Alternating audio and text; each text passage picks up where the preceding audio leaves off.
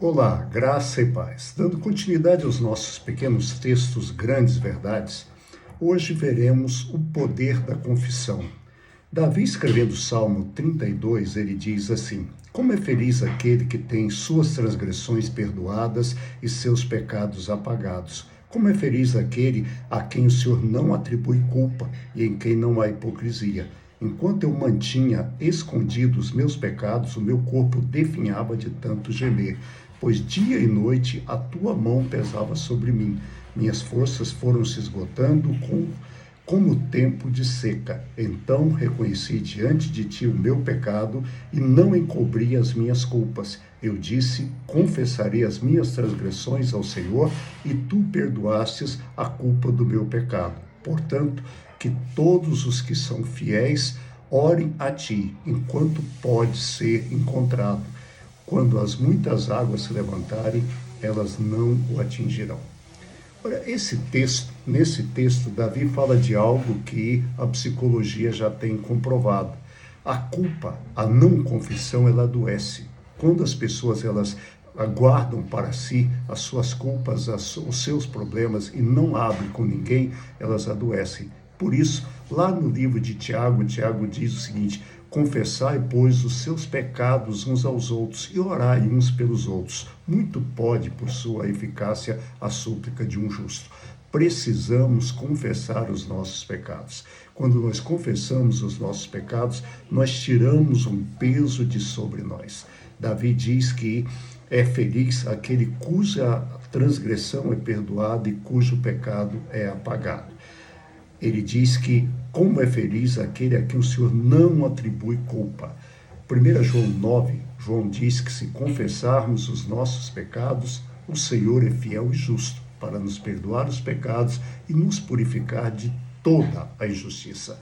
Por isso, confissão. Confissão. Abra o seu coração diante do Senhor. Todos nós erramos. Não existe alguém que não peque. Só quem passou por essa terra e não pecou foi Jesus. Nós somos pecadores, mas nós somos pecadores redimidos. E nós temos uma instância fantástica. Essa instância se chama perdão. Mas não existe perdão de Deus se não houver confissão. Por isso, Davi faz questão de dizer, e olha que Davi foi uma pessoa que errou muito, mas a Bíblia diz que Davi é um homem segundo o coração de Deus. Como? Um homem que errou tanto? É porque ele errava muito, mas ele confessava sempre. Ele pedia perdão ao Senhor. E ele, nesse salmo, ele mostra tudo isso. Enquanto eu mantinha escondidos os meus pecados, o meu corpo definhava de tanto gemer. Pois dia e noite a tua mão pesava sobre mim, minhas forças foram se esgotando como em tempo de seca. Ou seja, aqui é a nossa consciência nos acusa. Se você conhece a Deus, se você tem intimidade com Deus, quando você erra, a sua consciência acusa. O Espírito Santo atua na nossa consciência. É o Espírito que nos convence do pecado, da justiça e do juízo. E quando nós estamos com alguma coisa escondida lá dentro de nós, nós ficamos assim, nós definhamos, nós perdemos as forças e vamos de mal a pior. Aí Davi diz: então reconheci diante de ti o meu pecado, confessei diante do Senhor e não encobri as minhas culpas.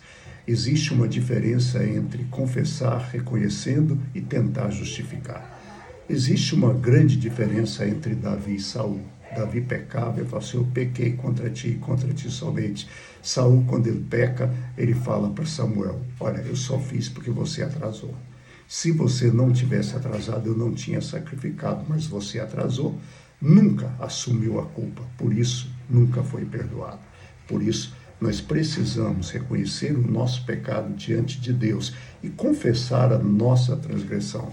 Deus é um Deus perdoador, Ele tem prazer em nos perdoar, mas existe um porém.